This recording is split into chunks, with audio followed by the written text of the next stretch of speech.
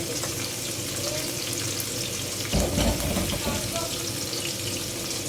Ayan, golden na siya mga kumaris. Ngayon isusunod ko naman ang kamatis.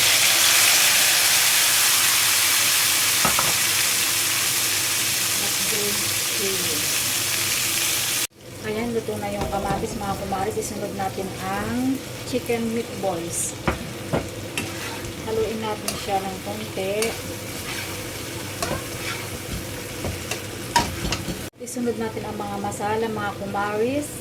May masala ko dito, cumin seeds, coriander leaves, turmeric powder, chili powder, tsaka garam masala. Ayan, pagsabay-sabayin natin siya ilagay. Hintayin natin maluto mga kumaris. See you later again mga kumaris. Ayan mga kumaris, luto na siya. Lagyan natin sa cup ng coriander leaves para mabango ang ating ulam, diba? Ayan, luto na siya mga kumaris. Thank you for watching. God bless everyone. Sana nagustuhan nyo ang aking menu today. Ayan siya. Bye! Lagyan natin ang sibuyas.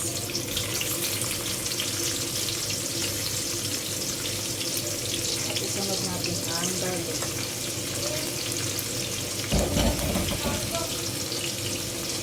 Ayan, golden na siya mga kumaris. Ngayon isusunod ko naman ang kamatis.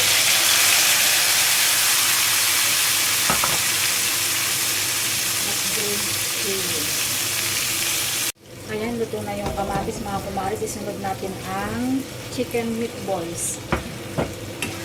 Haluin natin siya ng konti. Isunod natin ang mga masala mga kumaris. May masala ko dito, cumin seeds, coriander leaves, turmeric powder, chili powder, tsaka garam masala. Ayan, pagsabay-sabayin natin siya ilagay. Hintayin natin maluto mga kumaris. See you later again mga kumaris. Ayan mga kumaris, luto na siya. Lagyan natin sa cup ng coriander leaves para mabango ang ating ulam, diba? Ayan, luto na siya mga kumaris. Thank you for watching. God bless everyone. Sana nagustuhan nyo ang aking menu today. Ayan siya. Bye!